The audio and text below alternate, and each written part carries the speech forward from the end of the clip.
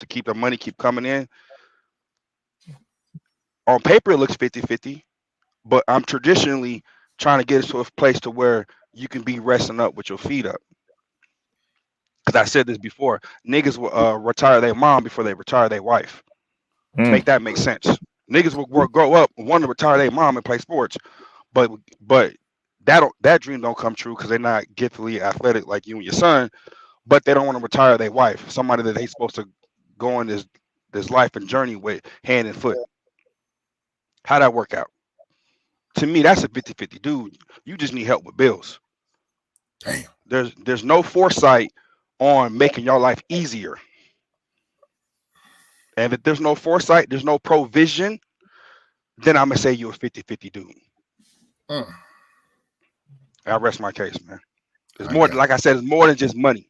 Because right now, you know what I mean? You know I make a lot of money, right? And I gotta split it, whatever. But it's going somewhere. I know that's right. What's going on, brother Ray? How you doing? Nothing, man. Just being a brokey up here. I don't make a lot of money, but I buy a lot of shit. So shout out to the broke motherfucker. Stay broke. Cool. Stay broke. If that's what you want, stay broke. No. I mean, the whole concept of this 50-50 thing, like you're not. Those dudes don't exist. They exist on YouTube where everybody makes a lot of money. The reality of the situation is, in the current financial environment, people who are getting it, the money's dried up for those of you who don't know what the fuck you're doing. You aren't going to, like, these chicks out here talking about, I don't want to do 50-50. Like, you just going to be poor alone then. That's fine. And you'll be renting forever, indefinitely, because you'll never be able to afford a house. Yeah. And you're not going to find a dude who's going to be able to just take you and make you not work. It's just not happening. I say this, man. You got to look past their words.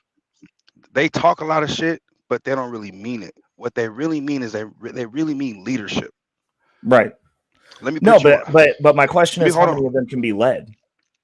They can't even be led. They don't, like, how can you say look past their words when you're talking about a species of people who are held to any type of human standard their entire lives? They can't assess value. They can't assess value at all. We'll have the high value male conversation. How do you even assess that? How does a woman assess that? Because amongst men, we measure things. We can go, cool, let's break down assets. Let's talk about that. What do you own? What's your net worth? Measurable. These chicks are talking about, I feel and I want to be happy, which is fair because women and children do get to be happy.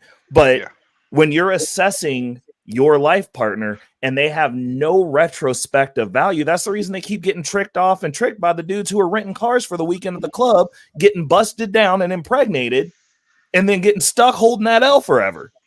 Right. Like, hold on. Hey, man, hold on, man. What you saying, man? It ain't cool to rent cars. What about renting rims? Can we rent rims? Hey, bro, man, these dudes will rent their whole lifestyle until you see them in the drive-thru at Mickey D's. God. Talking about hand me my bag, bro. What happened to you? God. I mean, it's the truth. And like me coming, like I'm blue collar, bro. Like I'm part owner of the business I work for. So I own a piece of my job. And, you know, like we have the conversation about how much you're supposed to make. It's just that people are brutally not financially illiterate. I make under six figures. I'm getting ready to start shopping for my second property. Y'all are making excuses and want to throw payments. I'm like, what assets do you own? Do you own a whole Bitcoin yet? You missing that boat too? Like, if we're gonna talk about measurable metrics, then let's talk about measurable metrics. But it's like people want to get to the mountaintop and then throw it in the people down behind them's faces, and people want to listen to that. But they don't want to listen to the people that are giving the game as they're doing it, because like a lot of stuff, like the Dave Ramsey plan is great for learning how to manage a budget. It does not work right now. If you're going to save cash and buy a house cash, you are never buying a house, and you will rent forever because they're going to keep raising your rent, because that's what's actually happening. Yeah, you're competing with BlackRock. They will. And the thing that you guys don't understand, and this is factual evidence, this ain't anecdotal, because I'm a trophy screwer and I bang chicks that run hedge funds that get bought for those funds. So When I tell you that when BlackRock competes with you to buy a house and you go, no one's going to pay that rent, BlackRock can hold that house for 20 years. That's the backstop for every property they're purchasing. 20 years. So you're right. The rent might be high now, but 20 years from now, someone will be paying that. And they don't have to sell it. They can just sit. Those houses will sit empty for up to 20 years a piece. What's your name? What's your name, bro? Ray. So, hold on, Hank. Ray, how many dudes do you know are watching those videos and listening to guys like you?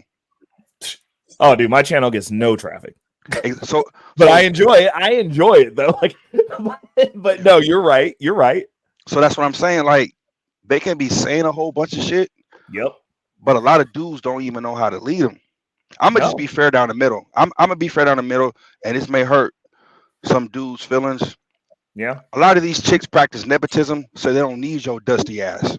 Right. But we don't practice our leadership skills and listen to guys like Hink and Ricky on learning from their mistakes and how to get up, and learn from you, which is how to be more financially literate. Yep. So they're beating us, Hink. They're beating us and sticking together to not depend on a nigga. Yeah. But we don't come together on how to be better leaders and how to be financially intelligent. Right. Well, so, I mean, people would rather be on Fight Club than over here talking about money. True. That's the reality of it. We have access to all the information in the world right now. We have YouTube. You can get on here and learn anything. Mm-hmm. And people will get on here and go be on Fight Club and scream it in the chat. Yeah. And then wonder why they're losing and talk about systemic racism. Yeah. And I'm like, no, you just suck at life, bro. Like so it just. You're speaking my language because when I brought up, hold on. I know this is your podcast, but watch out. Yeah.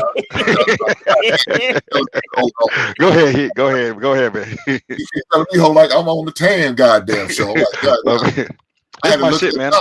This is okay. This is basement. At least I thought it was, but no. Travel One has a question. So question is, so Hink, how do you feel about financing cars or paying cash? New or used? I don't like car loans. I'm not a fan of it. Not a fan of it at all, right? Have I financed a car? Yeah, I financed a couple cars. But don't mean I'm a fan of car payments. I think they suck. So guess what your boy Hink does? So you got a 5-year loan most of the time, between 3 and 5. Yeah, I'm paying mine off early. So now I'm taking it off a year because I'm paying more money. Now, I do what I got to do to get that extra money. If that means I have to work overtime once a month to pay off that car loan, that's what I do. Because I don't like car payments. I can't stand them motherfuckers. Because I look and see the interest they got off me. Now they got an extra $3,000 to $4,000 off my black ass. But if I can save myself a year, now I'm cutting them out of money. So now I feel like I'm getting ahead, even though they probably still getting ahead somehow, some way. But screw them. At least make me feel like I'm doing something. So no, I'm not a fan of car payments. My old school car, I pay for in cash. That's what I did. I wasn't gonna pay no comment. I paid for it in cash. I saved the money up. I did what I had to do to do it, and I bought it in cash. Mm-hmm. And I got it restored. Cash. It is what it is. So, but go ahead, Tan. I know you want to say what you need to say. I don't know, but I guess as a woman, if you're looking for a leader, one of the questions you should probably ask is, when's the last time you read a book? What's in your library? You know what I mean? Mm-hmm. Like, how are you how are you going to lead us, quote unquote, to the promised land? Even like I said, being 50-50 is more than just spending money. You could be a 50-50 dude just because you want somebody to help you pay rent. But you could be a traditional dude or high value or leader because you got a goal y'all want to reach. And I bet you, if she the one, she'll kick it with you. That was an inaccurate statement, Hink. I'm just going to say that. Cash is still Cash is king. No, it's not, bro. No, it's not. It depends on what markets you in. Cash is king, Ray. You heard that? Nah, we ain't living like that, bro. Like I said, it don't work now. Let me do it. I'm just saying, bro. Hey, Bitcoin's up 120 something percent year to date. I'm just saying, there's better. Like, if you're gonna sit on cash, you're fighting with inflation that's now over like double-digit inflation, like real world inflation. Like if you go to buy something, like just think about that. Well, if with me, Bitcoin, I'm still doing research on it, right? Oh, and you need to tap in. Hit me up on Instagram, bro. I've been in the market for 10 years. Yeah, over 10 years. This is gonna be my 12th year. Yeah, I'm still doing research, and so if you got some good information, I appreciate it. I definitely will do that then. I would say I've got the best, most honest information because I'm not monetized. I like to hear that. That man said he got the best information. I'm all for that. Yeah. Shout out to Mr. Sasha, man, for her charitable donation and the blessing. I said, you didn't have to do this, but you chose to bless me, and I want to appreciate you. Thank you, man. So no, Wolfpack always following the money. Great talk. My people, Hink. Okay. Shout out to her for donating $10 to you. Like, no, that's for you, brother. But I'm just saying, my tribe rolls deep. They come over if I'm here. It's all. Hey, I see you up, bro. It's all good. I have no problem. Whatever they won't come, they won't come. They tap in. I appreciate y'all even watching. Make sure you hit the like right here. We love talking about money. So I was like, oh, we talk about money. Go ahead and drop that link so we can come on over here, hang out with you for a little bit, bro. But look here, man, look, if you got any ways of bringing some more knowledge about money to my presence, I love money. Money, my friend. Oh, look, my crypto people are showing up too. Look, I told my people, I said, I give up some ass over some money. Oh, Jesus. Fuck that ass. I want some money. Oh my goodness! I come back and make love to you on top of that money. And shit, it's all good. It's all good. But no, go ahead, Ray. I didn't mean it. No. I was gonna answer the question. I 100% agree with you on the car loan thing.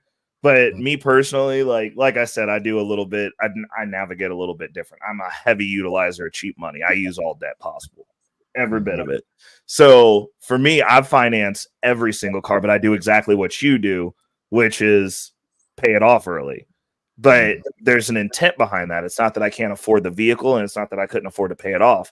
But the way that I look at it is, for me, since, like I said, most of my net worth is in cryptocurrency. So I look at everything from that metric. So if I were to pay cash to pay off a car or to pay off a house, that's money that's no longer in the market making 100% a year on average for me. So I go, that's a loss of money. So I will take this car, and like you do, I was like, I'd rather front load and get a normally I only do 3-year notes. I try to pay it off within a year and a half or a year, but like I like to free up that cash to be in the market, you know. But it's about doing it with intent. It's like most people, when they spend money, period, there's no intent behind it. They just go, oh, well, I want that. I'm going to have it now. And so, like, for me, like the way that we try to do things over in the Wolfpack is I tell everybody, we finance assets, appreciating assets. Like we'll take debt and buy that. But all the creature comforts, all the nice stuff, you pay for that yourself. You pay for that with your money. You don't pull out debt to go on vacation. You pull out debt to buy assets because they appreciate in value. And if you can pull out cheap debt, like me personally, I got good credit. So they're still sending me right now. My credit's so good. They're still sending me 0% cash advance opportunities. And we about to make a play on one because there's no reason not to take that. I'm like 4%. I can turn that into at least 100. Specifically this year, more than that. I'm like, we're going to go take that money. We'll use it. We're going to go buy assets and I'll pay it back out of the budget that I have that goes into buying assets. But it allows me to front run the money. But it's a breakdown in how people look at money. And the issue is the money that we spend, like when you're talking about like dollars, like what you spend to go buy a burger, like what you spend when we save money doing the Dave Ramsey plan, it's actually counter the way fiat money is intended to work. It's called current flow, which means like if that money's sitting stagnant, it's no longer making money. So like the gamification that they do with currency that they don't teach you, it's a half truth. They're going, you save your money. Now, if I'm expanding my wealth exponentially using debt and then just paying it back with the money that's flowing, now my money's flowing and I'm chunking forward. And you're saving to make the one purchase with your cash, fighting inflation every step of the way. Let me ask you a question, Ray. Yes, sir. For the beginners and people who are winging themselves off of Fight Club and all this gender war type shit. Yeah. Would you say, because I don't want people to get the concept of where every time they get paid, they got to spend money on something and try to throw a penny in a well. Would you say a high yield savings account will be their best bet to start off if they don't have a credit union already? It's better than nothing. I mean, honestly, and to Hink's point, having any plan is better than nothing. Because if you have no plan, most people will literally spend their bank accounts like whatever you're like. Here's a crazy one for you. Whatever you're used to opening up your phone, whatever number you're used to seeing, no matter what you do until you break that, you'll go back to that number. So if you run your bank account down to zero and you're used to seeing $0, saving up $100 is damn near impossible. Yeah, it's really hard. The hardest amount of money I've ever saved up was the first $10,000. Seeing 5 digits, like my brain glitched out until I got used to seeing it. Like you have psychological barriers that are like your means that's what's normal for you. It's like if you wake up and your room's a mess, that's normal for you. How long did it take you to figure out how hard it was to save 100,000? Because that's like there's so many videos on that and books on. I don't know about books, but there's so many videos about saving the first 100. You know what I mean? Because that's the one I'm on right now, saving that first 100. So for me, and like by no means am I rich. I'm a 100,000-aire. But the first it's hard, the bro. first breaking that 6 figures was honestly, I didn't save it in cash. It's in net worth. So like not the last Bitcoin bull run, but the bull run before that. Yeah. No, it was the last one. The last one was when that specific portfolio, because it was when I bought my house, and it was also when I got out of my credit card debt. Because like I had like 30 grand in credit card debt. Because I was an idiot. And I was like I told Hink, I was, you finance looking like you're doing something, but you broke. I did that before. So hard lesson to learn. But that was when it first happened. And because it was so sudden, like it honestly, like when I first did it, like when I first cracked that, I was like, oh my God, like had a little panic attack. And then I was like, well, what can I do to move this needle forward? Because crypto's volatile. And it's like, we have boom season every 4 years. And then it's a bear market for 3. So I was like, what can I do to move this forward? So like I paid off my credit card debt and got into a property. Like, yeah, that was my thing that I did. And then after that, it didn't matter anymore. Like because as soon as it got to that point, it just becomes math. So like me personally, and this is what I do so that I don't care, is I make it a game. I'm just like, okay, like what Hink was saying when he was talking about you got to do your finances every month. I literally do my net worth assessment and break down everything at the end of every single month. Every single month. So I know if I had a good month and why, and if I had a bad month and why. Because do you have a financial advisor? Huh? Do you have a financial advisor? No. Are you planning on getting one? It depends. I'm currently in the process of trying to get into a private banking relationship with Citibank. And if I do that, they provide the service for free, which will be a good health check. But most and this is specific to me because of the market that I'm in. Ray don't trust him. That's what he's trying to say in so many words. No. Look. It's not that I don't trust them. It's that they don't. They're part of the traditional financial system, and me at my core, Bitcoin is very new. 100%. And I'm a financial anarchist. Like I hate that system. They don't like Bitcoin because like they don't have control of it. So I'm just like, well, like we're at odds, but you're also wrong.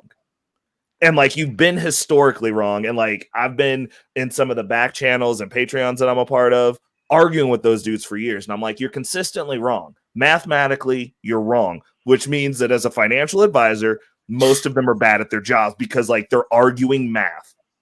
And if you argue math, I'm like, you have no base of logic to help me then. Because you can't look at numbers and go, you know what? I don't know what the hell I'm talking about. I'm gonna go ahead and hold this L.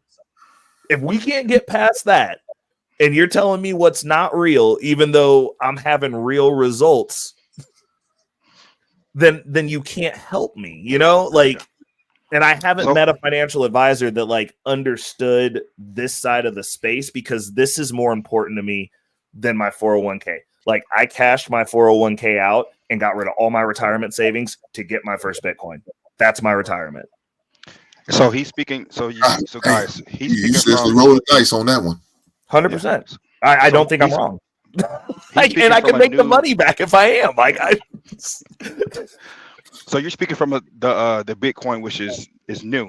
But if you're not into Bitcoin, guys. Mm-hmm. You don't have to be rich to have a financial advisor. Just make sure if you do have a financial advisor, have them have the title of fiduciary. Because that means if they give you bad advice, you can sue their ass.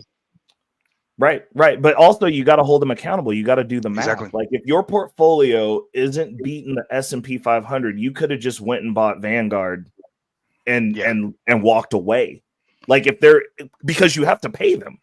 That's the other thing. I'm like, if you can't consistently beat the S&P 500, then like, are you good at your job?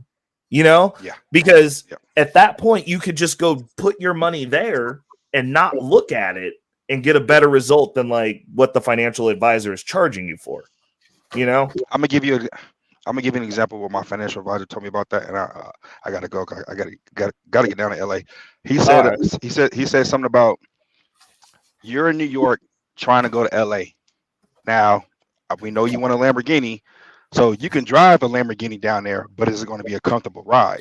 Or you could take this Maybach Mercedes that's not as fast, but it's comfortable, but it's going to get you down there without having so much of a bumpy road and uncomfortable ride. So what I'm trying to say, and it's what Ray just said, there's tools that a financial advisor will tell you to put your money in because he's not going to put you in a vehicle that's short-lived.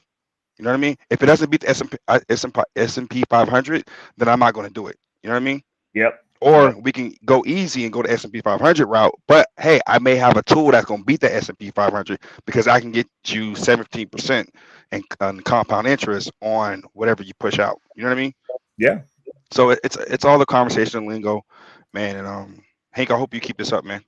Because Yeah, this was a good show. I was about to say I tapped in from the clouds and listened all the way home till I got here, bro. Like I've been listening to you while I'm getting ready to do my next leg of stuff. Yeah, appreciate it. I appreciate that, Tan. Thank you for coming through, big brother. You know you always can tap in. Thank you, man. Go USC. Oh shit! Here we go. Bro, he found a way to ruin it, don't he? He found a way to ruin it. But Hink, seriously though, like I mean, these conversations are important because the issue is, and like I've got a good mentorship circle, but people that look like us don't have conversations about money. Period. Which is why we have because like, you know, the conversation that we just had, right? That's like a normal everyday conversation in some of the circles that I run in. Like they always want to know like, hey, what's this next thing you're doing? What are you working on? Like, how do you handle this? And, you know, like when I'm in circles with people that look like us, it's just like, they don't want to talk about it. And it's like that sharing of ideas and making it comfortable is the foundation for being able to build, because you probably know something I don't know, and I might know something that you don't know that could be like, hey, yo, like here's some game that could like really affect your household, and you could vice versa. But like if we're not having the conversations, then all that stuff goes by the wayside, and then it's like those opportunities to build and actually do something, they go away. You know, like, and that's one of the reasons that even though like I've got a small group of people that like rock with my stuff, like that's the reason I still do it, because I'm like, I can go back and look at this later. If anyone in my family is like, oh, how'd you do this? Be like, look, here's a playlist. I don't have time to explain it to you. Go rock in with this until you get your wings under you, then come talk to me, you know? And being able to leave that information too. So like it's a dual purpose, because like you're adding value to your people, but like you're also leaving a breadcrumb trail for your kids, because like you're talking about, and they get to go, oh, my dad had this conversation. I'm going to tap in and hear what he was thinking during that time period. And this lives forever. So even after you're gone, your great grandkids, your great grandkids, hey, Hink started something that we're still living off of today. I wonder what he was thinking when he was coming up. Boom. Oh, for sure. And I got, and look, I also got an external drive that I drop all this knowledge on. So just in case. Yeah. Just in case. You never know.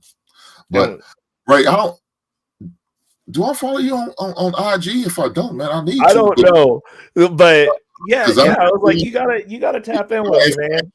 With this with the Bitcoin. Because like I said, I'm not hip to it. I'm more old-fashioned investments, real estate. A couple pieces of property. I'm looking to buy an apartment complex. That's my next major goal. And to have a minimum of 8 doors. You know what I'm saying? So we all, if anybody knows about real estate, 8 doors, that means 8 tenants. Yep. It means, I don't know what the going rate in your state, but my state right now, they're charging between about 12 to 1,800, depending on, the area of town as far as rent. And that's per door. That's what I'm talking about. And I mean, so that's my next venture right now. That's what I'm the next move I'm looking to make. But yeah, definitely drop your IG in a back chat, man, if I don't have it. Oh, absolutely. Hold on one second. I'll do it right now. Sure, I follow you, man, because I definitely want to have that conversation. Look, that's just more streams of income I'm always wanting to get into. I'm all about diversifying. Yep. You know what I'm saying? So I'm not at the age yet where I'm to the point where I'm not shut off to do it. I know some older people may, I don't want to get into it. I'm getting closer to, to the end. And, some people may not feel comfortable with taking that chance. And I understand. Yeah. I'm not at that age yet. I still feel like I can do it and take a chance and make it up if need be. You know what I'm saying? Do what I got to do. But definitely, I appreciate that, man, brother. Absolutely. Well, and I mean, to your point though, like if you already in the NBA, and for those who don't know, that's never broke again. Then you can just keep doing whatever it is that you're doing. You a whale in the ocean at that point. You can just coast. It doesn't matter. Mm-hmm. Like it matters for the people that are on the way up. Like. I do have a question for you though, since you're active in real estate. Do you backstop your properties? Because like that the 1 year of your mortgage, that was some game that was put on me by one of my mentors. That his family, they're doing, it's 500,000 and up commercial real estate now, but they used to own like whole neighborhoods. Like the neighborhood that I live in, he used to own the street, which is a main street in Kansas City. Used to own most of it. Damn. Yeah. And so I know, and like I asked him, I was like, so like what was one thing that you would do if you were my age? Because like I explained to him, I got my first place, and like I was like, I'm looking to keep expounding on that. And he was like, the one thing I would have done, he was like, I would have never sold any property that I ever owned. He's like, if I could have never sold any of them, he was like, that would have made me in a much better space. And I didn't know what I know now, but he was like, if you can figure out how to get the next one without selling the original one that you're in, do that. And then the other thing that he told me was the backstopping it for a year. And he broke that down over COVID when people were losing their properties because they had to let people live for free. And he was like, this is why you have to have a year in reserve of that payment, because when you have to start cutting the check yourself, he was like, it hits different. And then when people started losing their houses and all those evictions started going on, because they had tenants that they had to let sit there, he's like, those people are cutting those checks out of their pockets. Mm-hmm. And he was like, look at what happens to them. He was like, if you have a year covered, you got a year to figure it out. Like, you know what's coming, but you got 12 months to prepare for when that 12 months is over. And so I've started doing that with this property, and like, you just sleep better at night when you got a little bit of space, because then you ain't got to worry about like anything that happens. You're like, I'm good unless somebody's completely messing up. You're straight. Yeah, I'm all for that, and I learned that. Well, I guess he shit on my man Dave Ramsey, but that's where I learned it from. That's why the idea it presented me. I'm like, yeah, God damn, that makes sense. And, and of course, for a while, until I got to my financial point where I'm at now, I could only hold usually about 3 to 4 months. And I sit there and said, I kept saying, man, look, get up to a year and hold it there, put it in an account, and don't even look at it. I don't even look at it. I don't even. That's what I do. It's just sister. I don't. And you know what I still do right now? I still put $50 in it. I deposit $50 every week into that account just in case. Yep. And I don't touch it. Now I had to increase it a little bit because of, inflation and all that went up, but I did what I had to do. Yeah. And I don't even look at it. I don't pay attention to it. Matter of fact, I took it off my screen where I can't even see it. Only time I see it, and I don't get paper statements, right? I get online statements. That's the only time I can see it. But when I log online, I don't even see it. It's there. I know it's there. I don't see it. But when I actually go into electronic statement, there it is, and I know what it is. Because I don't want to be tempted to say, I don't pick it out because I'm trying to do this for this investment. No, it's there. I don't need to use it unless I need to use it. So the rest of my look, one beautiful thing. My first home is the one that I ran out. Then I got one I inherited and I ran out. So those are both. Only thing I do, the one I inherited, I just pay property tax on. Yep. So the tenant pays 2 times the amount of because look, my first house was my rent was like $505. I mean, I remember when I was in an apartment, my apartment cost more than my rent. I'm like, God damn. And so now I'm saving $50 every month compared to while I was in my apartment, paying $550 to only paying $505 for my house payment. So it is what it is. But now I make double that amount. And again, I tell people, you need to put that in a separate account, so it doesn't get messy. Yeah, it doesn't get messy because at the end of the day, it's still a business. And so you got to treat it like a business. So I got a business account for my rental properties. That's how I do. And I each account has one title on it, but they have different addresses, and I put the addresses as my account title. The name of my account is the addresses of my accounts. So I keep everything separate. Do you have them set up under an LLC? Not yet. No. So there's that. But the other thing that I was thinking, you're actually managing those properties yourself, then, right? Mm-hmm. You should make that an LLC too, because then you get all them write-offs. Because then you don't have to worry about them dealing with you. They're dealing with the management company. You make yourself a shirt, and now you've got an actual business where you also have that. I do have a management company where I pay them to get my rent and all that. Only thing I do is just. Oh, okay. Because I was about to say, I was like, if you're collecting it yourself though, and you set up an LLC, yeah. No, I he said that. And it became a headache where, one of the tenants tried to tempt me with sex and sexual favors. That's because you be showing up with that crispy beard, bro. You got to send a tweaker out there to get the money. Shit, man. I said, look, what I look like letting you, top me off and the rent still due. What the hell? Bro, they got a Tubi movie where they doing that now. Look, man, it was to the point I had to take my ex-wife with me a couple times. Oh no. Everything on the up and up, man. I said, man, we're not. And I said, look, I'm done because her schedule was she couldn't go with me, and I said, look, I don't want no issues. I hired his management company. I pay him I think like $150 a month. You know what I'm saying? So it's not bad, and it's the headaches I don't have to deal with, the credit reports, credit check, and all that other paperwork. I ain't got to worry about it no more. Only thing I need to do is just, they get their portion, I get mine, and guess who's paying for it? The tenant. Because I'm raising it up on you. You're gonna pay. You're gonna offset this amount. And so you go take care of this. Yes. Blame it on the person to try to get some heads. Bro, be like, this is Trisha's fault.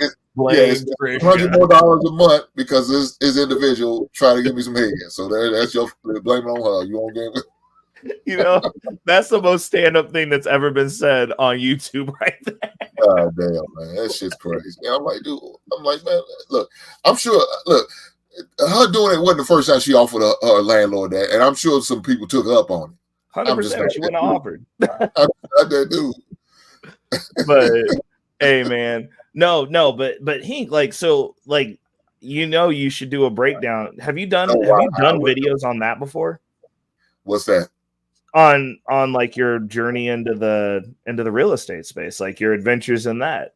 That's also some good content, man. Those are some easy ones. And the thing about it is, I'm starting to do more and more. Like I put a couple videos up of me doing some minor repairs and shit like that. Yeah. And stuff like that. So I'm starting to do that. It's just, it's about having the time. Yeah. No, I see that too. I'm trying to make sure I be consistent every week and talk about some stuff. But yeah, that's definitely the market that I definitely want to have a conversation, start talking about that more, and talk. And matter of fact, I'm down to, if everything goes through with this, like I said, this apartment complex, I'm gonna make it a documentary. You know what I'm saying? That'll be awesome. I'm definitely documented. I got some things already documented that I've done, but I don't want to, put it out there until it's the ink's dry on the paperwork. You know what I'm saying? Yep. And then I'm gonna go from there about who interviewing people on who I'm gonna have doing the contract work, any repairs. I got a guy, but he doesn't want to take on the job of doing a job that big, especially. I got you. Yeah, he's not willing. He just don't have the time because he works a full-time job and he does the shit on the side. He's like a all-purpose handyman. He does electrical work and plumbing work. So, some drywall and carpentry for me. So I don't want to definitely spread them too thin doing that. I tell you what, man, the tradespeople, I know, because we're at my business, we're at 6 days a week right now. We're so behind on these houses, and we only deal in $1 million and up houses, so every house is just gigantic. And you're just we have a whole project that we're doing for this artisan tour that we've wired Friday and Saturday, and our outfit runs Monday through Thursday, and we do 410s Monday through Thursday, and then Friday, Saturday, we're hitting this house with whoever wants some extra money. And they're just man, but it's coming along really well, and we're almost done, and they're did we seriously do this whole house on Fridays and Saturdays? So I'm just about. What are y'all flipping them? No, we so I'm in the home automation field, so we do control systems. So when you look at movie theaters, whole home audio, access control, security camera, video, stuff like that, really expensive version. One of our projects that we have going, I had to go wire in and do the final eyes on a design for $150,000 in-home movie theater, and that's just the movie theater. That's not anything else. So we do projects like that, but we're supposed to be not getting busy, and it's literally we're just indefinitely busy. Even the lull that our builders are looking at seeing, we're scheduled out through the lull. Like it's because these houses are still going up. Like people, that's the thing that was like the other thing that I was gonna say that people don't understand when it comes to like the finances and what they see on the news. I'm like, these multi-million-dollar houses haven't stopped. They have not stopped. Like we have 1,200 new developments that are going in around where my warehouse is. Mm-hmm. That are neighborhoods that are all going to be $500,000 and up. And once they start building, I guarantee you a few of them are going to turn into $1 million neighborhoods. Because what happens is you'll have an area where they're like, these houses need to be $500,000 and up. And some a-hole will go in and buy 2 lots and be like, I'm going to build a $4 million house in there. And then another person will be like, oh, you got a $4 million house? I'm building a $6 million house. And the next thing you know, Hink, I'm not even joking. We did one of these neighborhoods towards the finalization of the neighborhood. Part of the neighborhood had $1 million homes that had unfinished basements because the property values got driven up so fast during the build that, like, as they were getting ready to sign off, they were like, well, your house is like, they didn't have the money to finish the basement. So, like, you'd see all these houses, and we've got like a $1.2 million house on the corner that we did. And then I went and checked next door on their finishes. Basement's unfinished. $1 million house. Next to that one, basement's unfinished. $1 million house. I'm just like, oh no. People's ego, boy. Hey, man. God damn. It's you see some wild stuff, but like the money never slowed down. Like during COVID when they made everybody stay home, rich people didn't want their houses not getting done. Like I was showing up to job sites over COVID, getting the city called on me every day when I pulled up, get out my van, go into the house. And they're just like, the neighbors would come out and be like, you're not supposed to be out here. And I'm like, that's not what they told me. The mayor of the city that I was working in was getting his house done and just didn't answer the phone. Because if he would have shut it down, his house. But y'all could have fell up under the umbrella of what was they calling it? The something more. The essential, the essential worker. Yeah. And so, but the issue was they never actually classified any of that. They just let us keep working. And then the mayor was like, I don't want to have the conversation because the citizens were upset. Because like they were upset that they were seeing us outside. Obviously, these people are sitting home like losing money left and right, and we're out here killing it. I already know because my neighbor got a pool put in, talking about he was an essential worker. What the fuck was essential about getting a goddamn pool put in? Nothing. Luxury, my friend, luxury, and they was not like we were. He probably about 3 houses. I call my neighbor like 3 houses down, but he got a whole pool put in. I'm like, well, he talking about they essential workers. I said, bullshit. But the reason why, because they had some type of construction. Yep. There you go. I said, okay, well, I said, look, I don't give a shit. I ain't gonna report you. I can give a damn less. I made most of my money doing that time. I ain't gonna lie to you. Oh yeah. That's the thing. It's like when we talk about like what fields you're in, like that's specifically one of the reasons that I got into this field when I did. Like I've been doing this. Actually, I've been doing this for 11 years. Like, so about the same time that I was getting into Bitcoin, like a little bit like I was doing this too. But that was one of the reasons I got into the field because like I needed to build a network and there was no way that I was going to get to talk to any of the people that I get to talk to now. Like ever. Like I worked in mental health field, but I had access to the people there, but there's not a lot of super rich people in that field. Like even the people that like run the place, they're like, they get paid well, but it's not like they're like super rich until they retire. So I was like, you get into a field where you're talking to people that own insurance companies that like serve the region. Like one of our clients was the guy. Have you seen are you in the Midwest? Yeah, I'm in Kentucky. Well, do you guys have Kentucky huts there? Like the Kentucky Fried Chicken with the Taco Bell and the Pizza Hut, or the Kentucky Fried Chicken and the Taco Bell? Yeah. So one of my old clients owns all of those in this region. All of them. So like he's like, oh, if you see one where they're attached, it's his. And they're like, his corporate headquarters is here, and like I got to do some commercial work for him, and like, you know, like you get to spend a lot of intimate time getting questions answered, because like, you know, these people after about 9 months to a year, which is how long they're stuck with me. So, you know, you get to see how stuff navigates, you get to see how stuff actually functions, and you know, none of them are on YouTube telling everybody they're rich, so you get like a good basis of comparison. Look, your man, Angry Snowman. What the look? He said also Evil Lynn, Beast Man, Trap Jaws, Skeletors, Tila. Oh, he's man, looking at all your pops and catching figures back there. He done zoomed in, bro. Look here, he wants to know where my He-Man is. He-Man's up there. He's right next to Skeletor. Oh yeah, he is to the right. Look to the right, Angry Snowman. I don't know what he's seeing. No, you actually put them in. Yeah, they are in order. Okay. Yeah.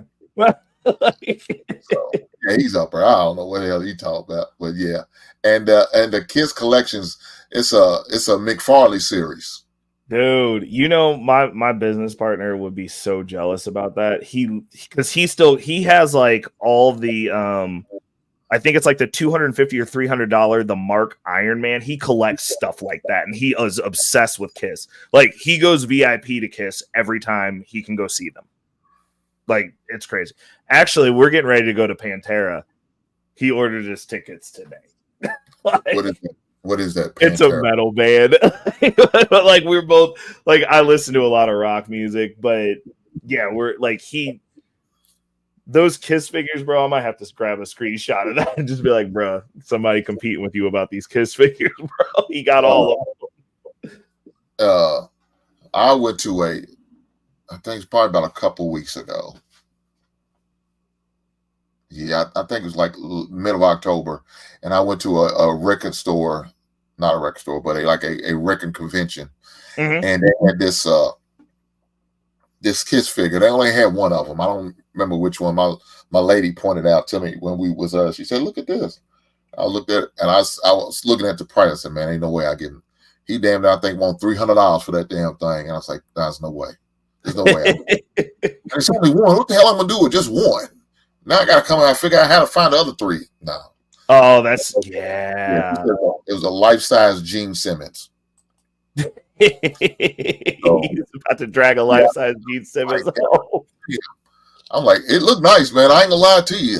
I said, man, but now I gotta find the other three. And no telling how much they're gonna charge me to get them other three. I said, nah, I'm gonna sit this one out. Oh my goodness. I said, I like what I got, but just go with that one. But yeah, it was nice. It was nice. So but yeah, I do have He-Man up there, so man. Oh my god. But I don't know, man. It's crazy that, you know, that people not having these conversations more. I ain't gonna lie. No. Well, if you think about it though, I just don't. It don't make sense.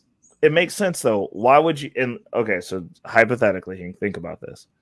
If you don't have money, what motivation do you have to talk about it? Because nobody really wants to sit there and be like, "Yo, I'm broke, and this sucks." And that's what I mean. Under normal circumstances, like that's what most people, the conversation is. And like I've had cats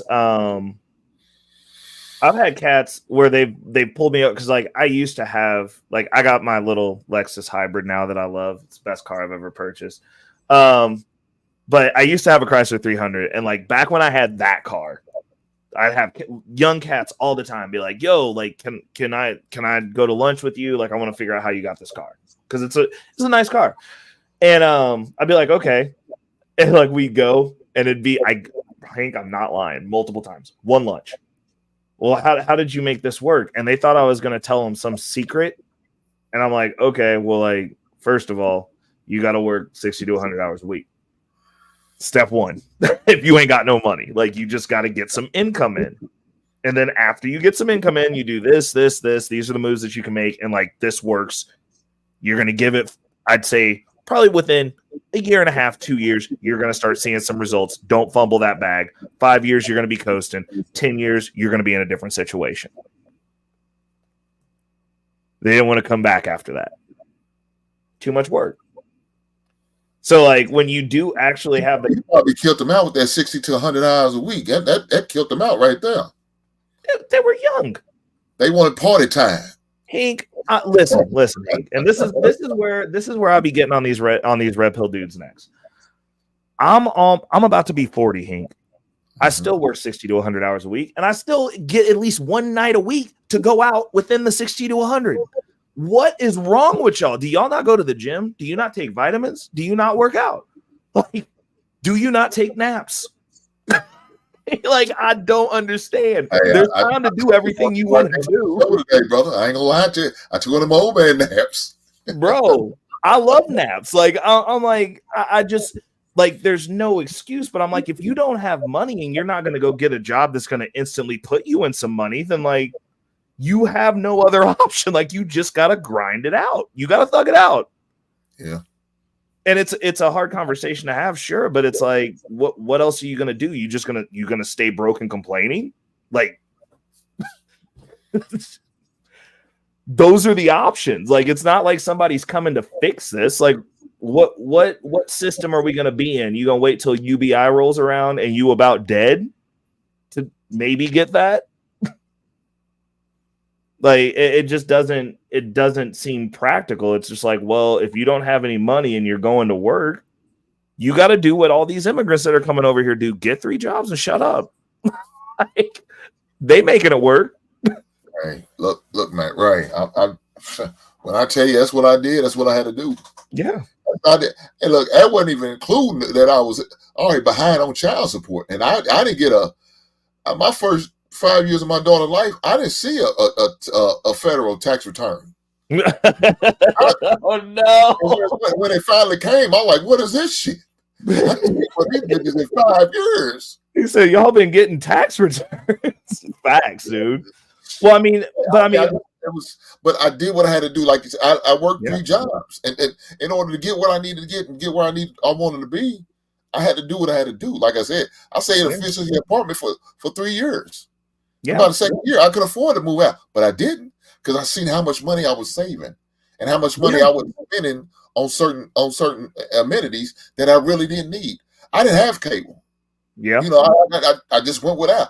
You know, that's before they said cut the cable cords. Yep. I was doing it because I could afford to get. I couldn't afford to connect them, let alone have them. Right, what it is.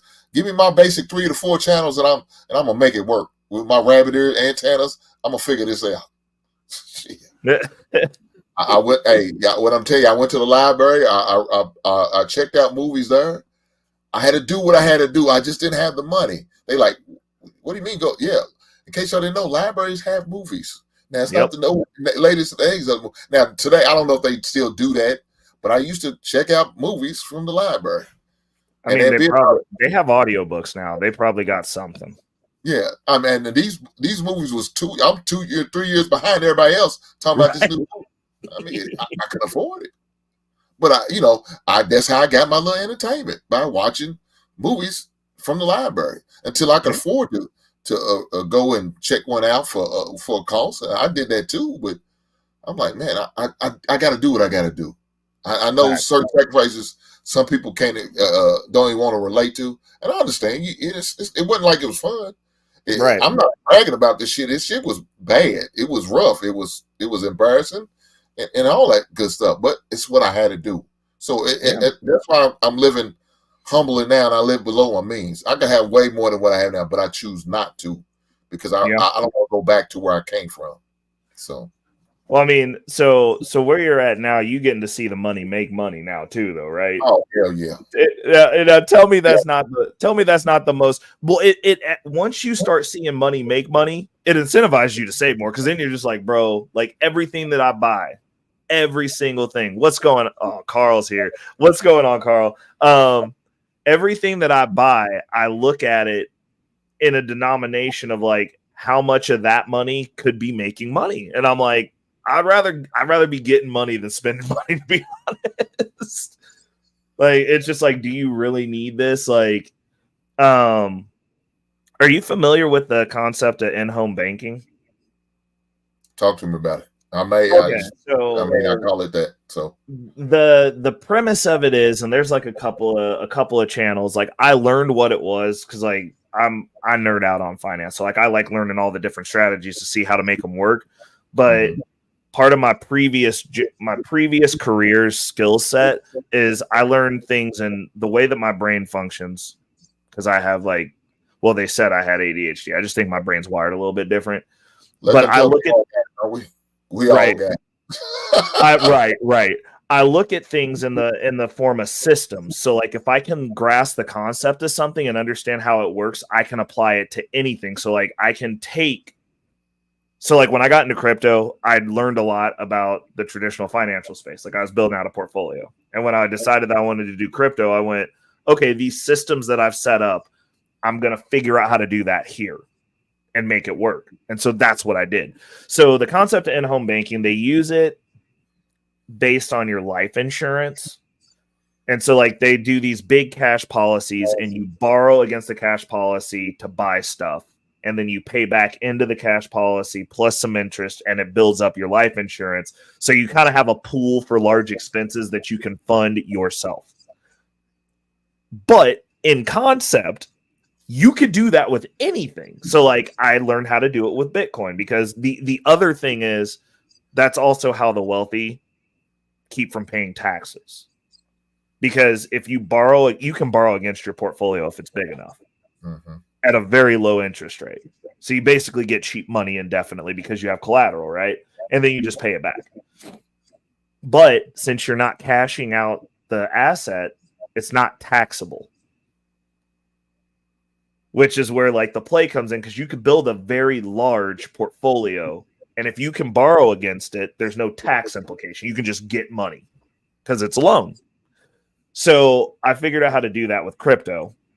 And so like that's how I paid my credit card debt and stuff off. But I do that with everything now. So like I apply, like I have like my like your emergency cash fund. Like I don't believe in holding a lot of cash. So like I started it off with like $500. And if I borrow that $500 for myself, like any money that I borrow for myself, I pay myself back 10%. So like I'll take the $500 and go buy something with it. And then I'll pay it back over a few weeks with a flat 10% on top of it and just keep growing that pool. Like if you're into gamifying stuff, like it's an interesting concept that can help you save money faster while you're spending your own money. Because then I go, well, I pay myself 10%. Why am I going to go give it to Visa? You know what I'm saying? Like I'm not going to go give Visa 20. I'd rather pay me. And I can use Visa to get the points, but I have the cash reserve pool. I go large purchase, pay it back, and then I pay myself back my 10%. And like the Visa was just for the points. So now I get to go on vacation for free. But it's like having those systems within your household, you start cycling your own money and growing your own money pools. And it's like that's another thing that a lot of people don't do. Like when Elon Musk bought X, he borrowed against his Tesla funds. He didn't sell his Tesla stock. He took a loan, tax-free, and went and bought another company. Like when you see moves like that and you actually break it down, that's how come like once you hit like a certain fever pitch, if you're expanding your wealth, it starts getting pretty ridiculous because then you can just start making plays. Like you go, oh, okay, well, I'm gonna take this, move it over to here, and like now I own 2 assets and I'm just paying this one back with the money I'm making from the other one. Like it's like I love talking about money. So and learning about it. Like it's a fun game. Like once you get to the point to where like you're not living in scarcity, it just becomes a game. And then you want to talk to people about it because I'm like, I want people to win. Like I want to hear about Hink. Like when you get your apartment building, I'm going to be championing you and I'm going to be like, man, I got to figure out how I'm going to get another 3 doors. Like, you know what I'm saying? Like it's motivation because then like, you're like, yo, the homie's getting it. And the good thing about the internet is you ain't from Kansas City because everybody here is like crabs in a bucket about everything. It's really not productive. But you can talk to people who aren't directly competing with you in your market, you know? So that way you can have those conversations. Cause like when it comes to real estate, like you are directly competing with everybody you would talk to real estate about. So like they're going to keep stuff close to the hip. Like you can't have actual game about like, well, what's the strategy? And it's like, bro, you live down the street. Like I ain't trying to compete with you over the stuff that I'm getting. Like I'm not going to tell you. But like me, I can be like, cool, this is exactly what I'm doing because like you don't live here. I'm like, Hink probably don't want to come to Kansas City. He like where he at. Like like unless there were opportunities to do some deals and you were like, yo, I'm looking for an out-of-state property. Like let's swap an opportunity so that, because like that's another opportunity too, is networking with people outside of your space. Because then you can go, yo, I'm looking to diversify outside of my space, out of my state.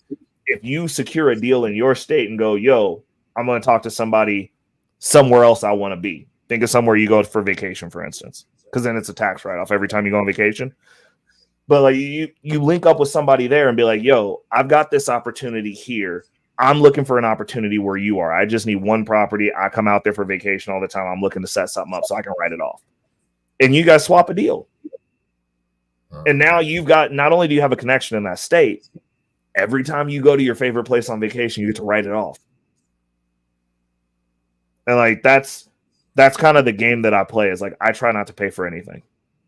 Like I'm just like, how can I not pay for this? Said he gonna use it, it's gonna be a tax write-off. Right. Every single time. I know that's right.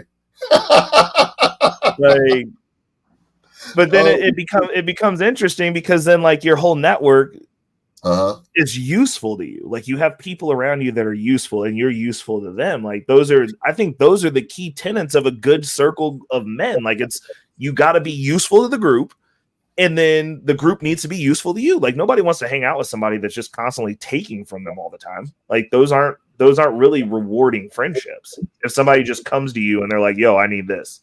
Yo, I need this.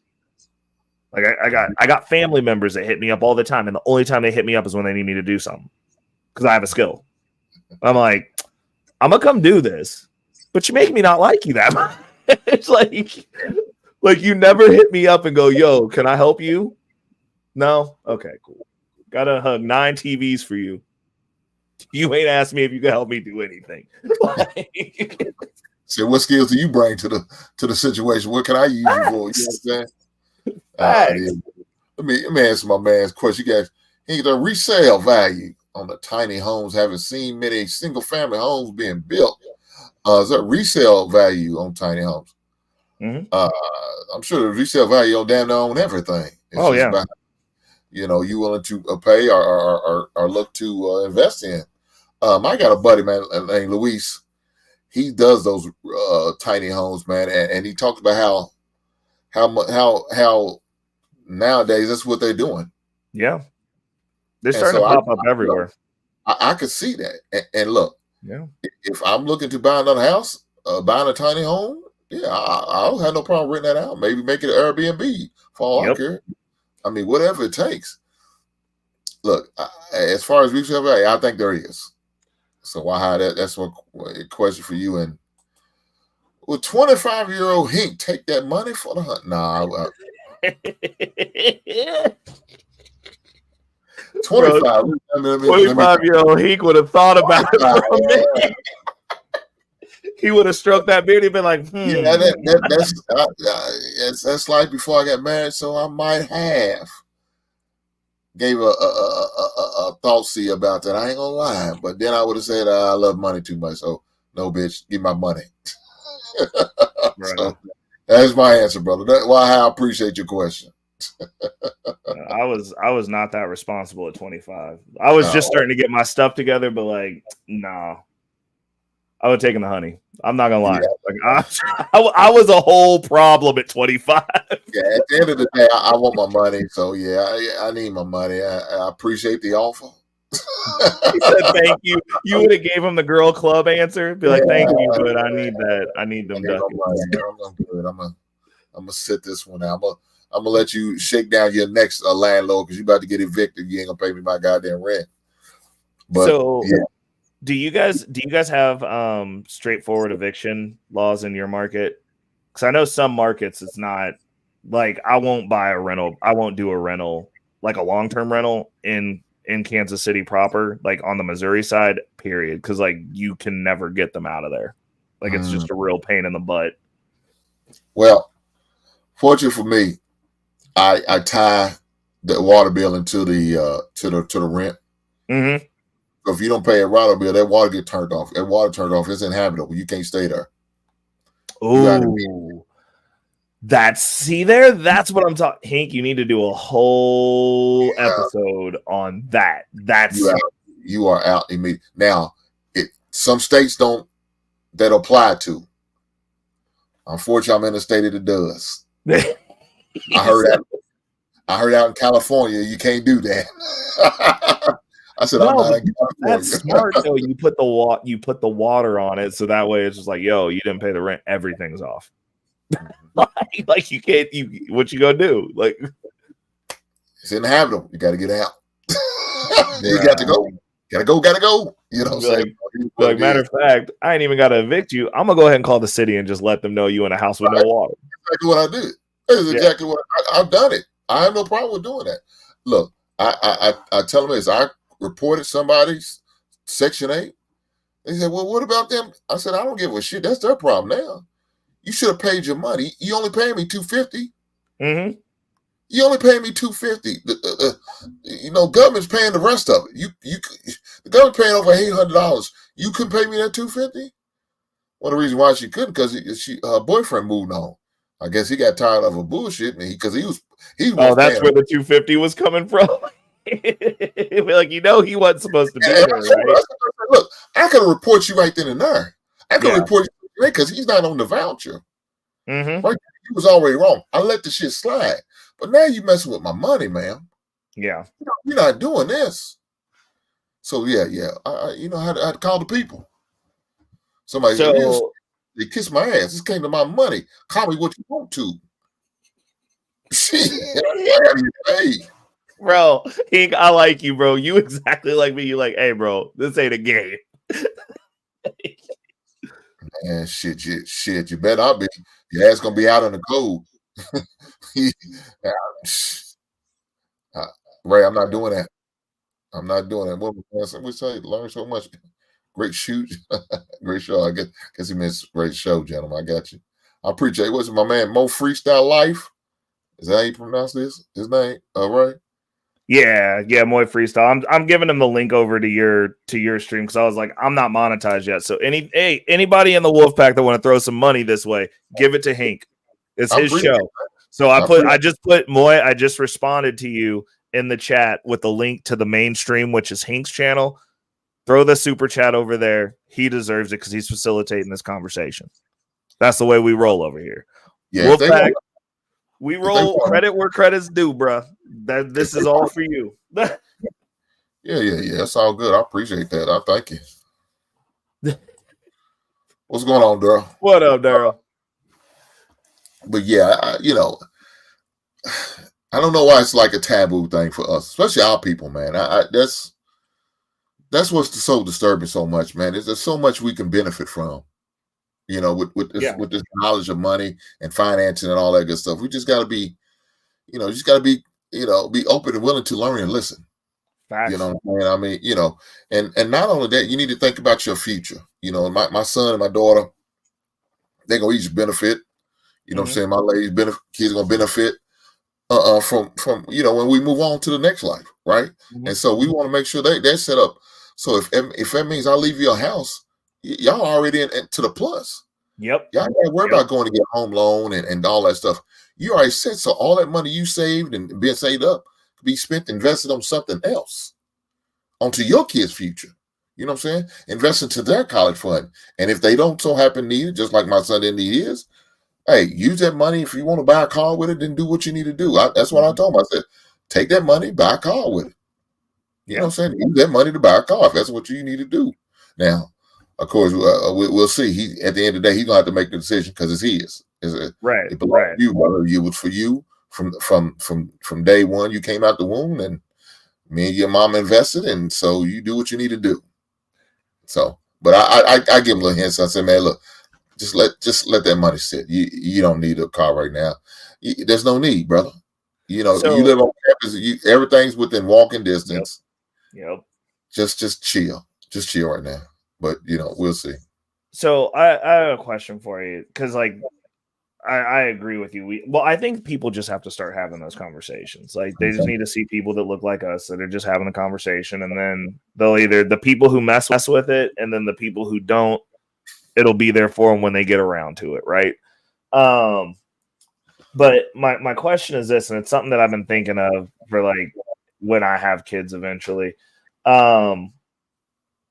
And I've been actually considering testing it with like one of my like god cousins or something like that, like one of the nephew's kids, because they're all reproducing like crazy. It's like setting up an investment account for like one of the babies, right? And then as they age up, like once they, maybe like about like 9 or 10, start making them manage it and be like, look, like we built this for you, like this is how this works, so that way they can.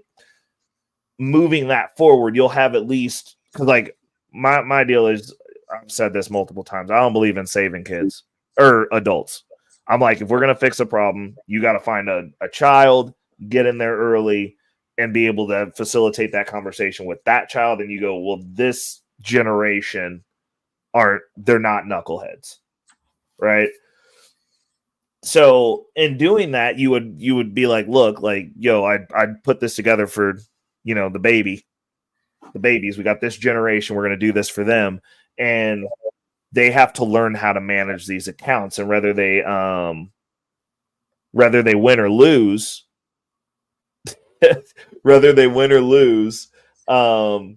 they'll learn how money works, because then they can go through that, like, oh, the market went down. Oh, the number went down. Like, I'm upset. Be like, okay, we can process through that. We can talk about it. But then when you're meeting with them, whatever the frequency is, like maybe once a month to like make the trades and like move the money around, you can go, cool, we're going to have a conversation about your stock portfolio. This is what you're doing. And then like be the person who goes, this is what you're getting. This is what I'm getting you for your birthdays. This is what we're pouring into you for this. But like, it's your responsibility. So that way, when they turn 18, you go, you've got a portfolio. You know how money works.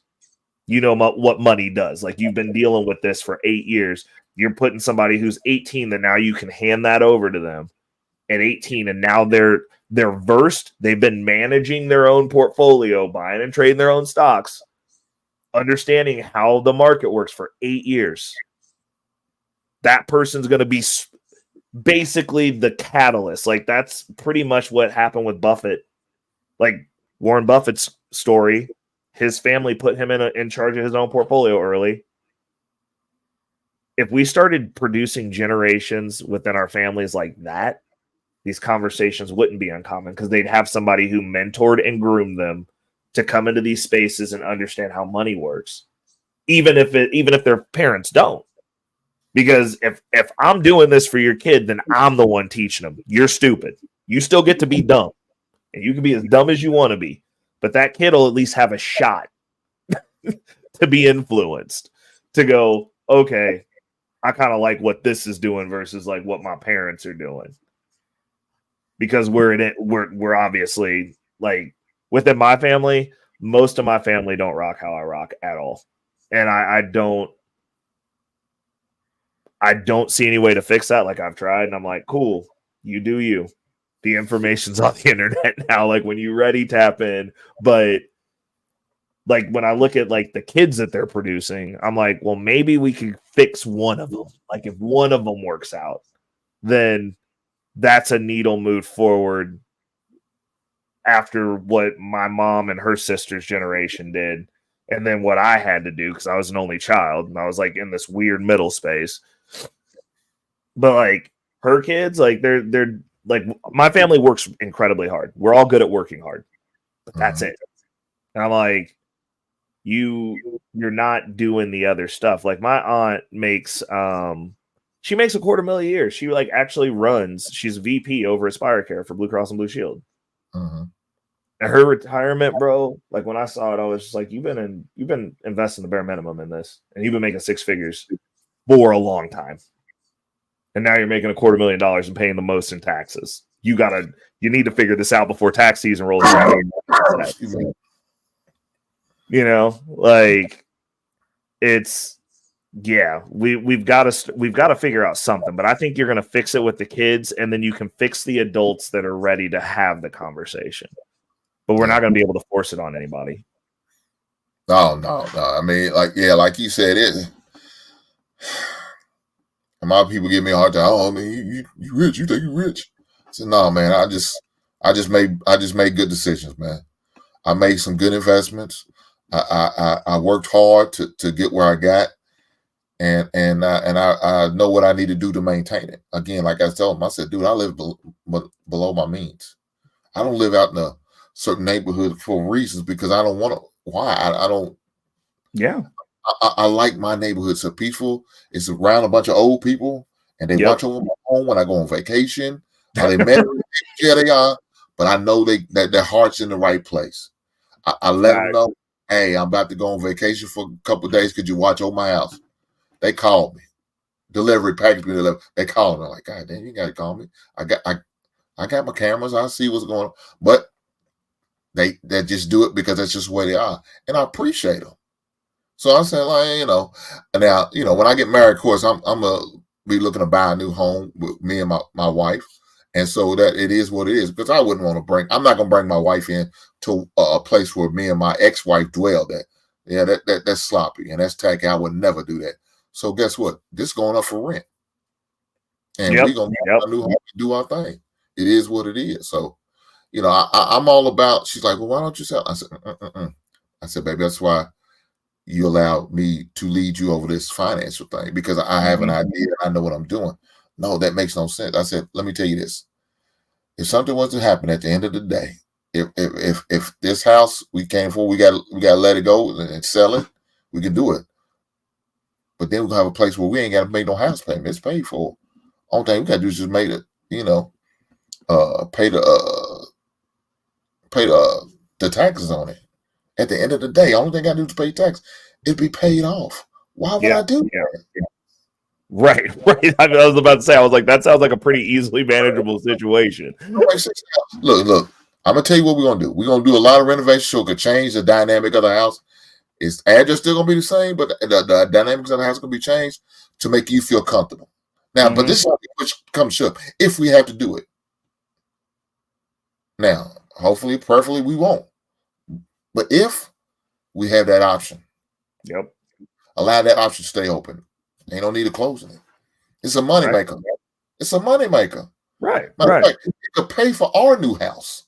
Right. That's what I was about to say. I was like, I'm gonna have a tenant pay our house payment, and then what? Yep. Because once you break that free, bro, like skies. I mean, you got now what else can you do? Because technically speaking, if you did that, like you covered on your house, you could take that house payment and then get another house. You put another door in. You know what I'm saying? Like, just keep on expanding. It's just like, cool. You sitting in the middle with no concerns. It's like, now you can build. And that's the thing. It's like most people never make it to the space to where they have the breathing room to like actually strategize with their finances. That's actually the crux of the situation of why people don't have that conversation. They're not even in that space. Like if you're worried about like what you're eating tomorrow or what utilities getting cut off, then you're not in the space. You're not in the space to have a conversation about money. You can't. You can pontificate, but it's most likely going to be, oh, everybody's got this and I don't have anything. It's like, yeah, well, that's because you're scrambling to figure out if you can keep the lights on or you got to turn the water off. Like, you can't have a conversation then. You're trying to survive. And if you're in survival, there's no conversation to be had with somebody because they're not thinking logically. They're going, I got to get to tomorrow. Mm-hmm. And you're going, hey, you need to do this, and this, and then it's going to take 5 years. Like 5 years, like I got to eat tomorrow. like you're talking from two different spaces, and it's really hard to go into that place and not be there. But like you said, like once you get out of it, you're like, I definitely don't want to be back ever. Like, I don't want to not sleep good because I got debt collectors calling me, telling me you owe us 20 grand. Like, I don't want to be trying to have the problems. You need to fight tooth and nail not to ever go back. Facts. But you realize how hard it was to get out of there. Mm-hmm. Again, I tell myself, man, I remember for 2 years, I was hemmed up with the check cashing places. 2 years, man. They had me hemmed up, borrowing money, paying it back. 2 weeks later, leaving check. Man, that was me. Somebody used to say, "Oh, well, man, I said, no, I do understand. I do understand. I was there. Right. I just had to change my mindset. Yeah. Make some different decisions. Come with a lifestyle change. I had to do something different. I had the knowledge. I just didn't have the money. Yep. Yeah. I just, so I had to make some adjustments. And part of your adjustment is making a lifestyle change. Facts. Big facts. Just like losing weight, it's a lifestyle change. You have to, if you don't make it a lifestyle change, it's not going to happen. It's going to be a temporary fix for you. It's going to be a temporary change unless you make it a lifestyle change. That has to be what it has to be. If not, you're going to do it just enough to get yourself out. But guess what? A month or two later, you're going to fall right back into it because you fall right back into the bad habits you've been doing. Facts. Okay, so speaking of which, I got to go do this favor. So I'm going to bounce. But hey, for real, tap in with me anytime you want to talk bag talk, man. I'm with you. And also, I noticed about this Bitcoin because I'm definitely interested in that. Oh, for sure. And Travel One is actually really dope on your channel. She mean everywhere else. She dope over here. I like everything she said over here. So I'm gonna have to come and hang out over on your channel more because I get to see a different side of people. I like it. I appreciate you. You got it, brother. You got it. But I'll definitely tap in with me. I'll be keeping a lookout because I get the notifications on YouTube. So I saw that it was money, and I was like, I'm gonna go ahead and just not take a nap, and I'll talk to him till I gotta leave. Don't go with that nap for me, but I ain't that important. I promise you not. No, it's cool. I can. So I don't ever take lunches. Which is why I get more work done than everyone else. So, like, if I'm actually tired, I just take my naps at lunch. I'll take them at work. Like, that's normally what I do. I'll go be curled up in the van, and I'll just be like, "What are you doing?" Be like, "This dude just cranked out a 45-minute power nap. Like it was nothing." I'll get up. I'll be like, "I'm fine now." hey, please believe me, man. When I was doing them long nights, man, I was out there partying, having a good time. I lean back in my truck. God damn. Yep. Put on my sunglasses. Look, I set the alarm on my phone. Hey, I gotta get up at 45, 50 minutes and get back here. Oh my goodness. Do what I gotta do. Do what I gotta do. Hey, Ray, I appreciate you stopping by, big brother. I appreciate it. I'll definitely tap in with you for sure. I appreciate you having me up. I appreciate it, man. I'll talk at you later. All right, be safe, Ray. All right. Man, guys, I appreciate Ray coming through. You know what I'm saying? And my man Tan coming through. I appreciate that for sure. Trevor, what you got to say? Living paycheck to paycheck can be broke.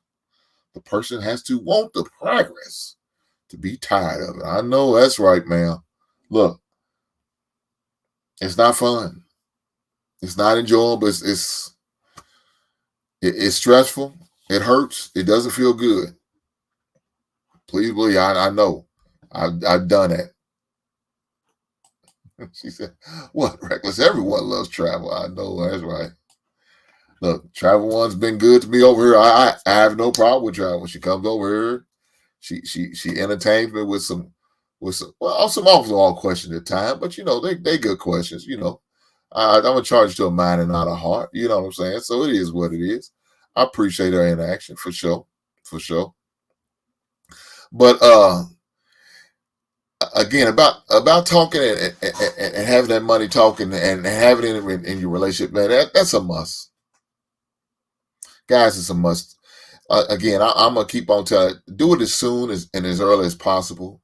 You know what I'm saying? When you realize, this is the right woman, this is the woman I can see blessing with your last name, definitely have a conversation about money and finances.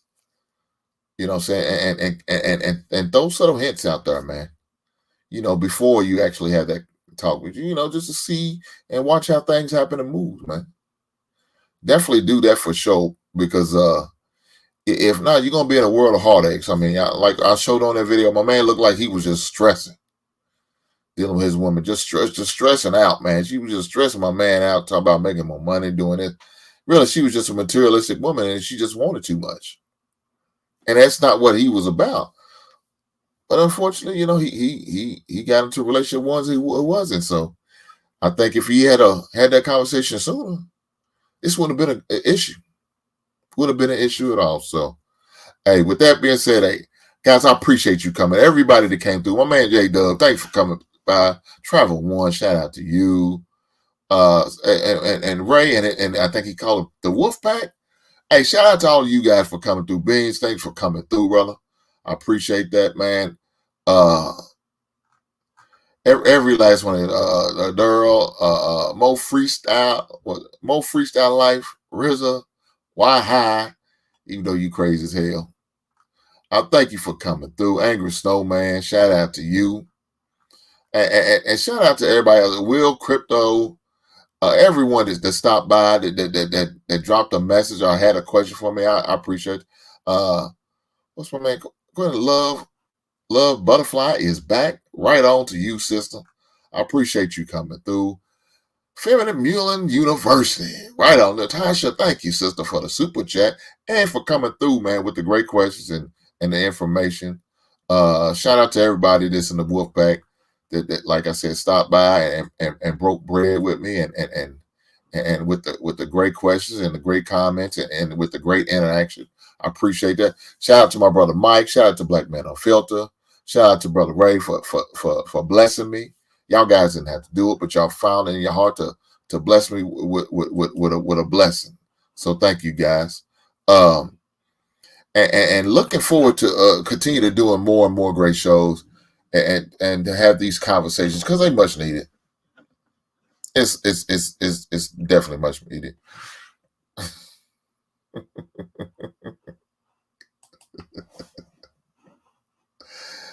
Have a good evening. Hink, that raise is due for all the multitasking your assistant does. Pay up.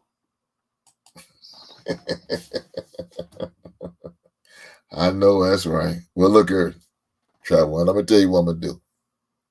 I'm going to take her out this weekend. Does that sound fair? I'm going to take her out on a good date this weekend and make sure she gets her level of appreciation. Just because Travel once said so. Right on, Brother Reese. What you been up to? I hope all is good with you. I appreciate you stopping by. But like I said, man, just make sure y'all have that conversation.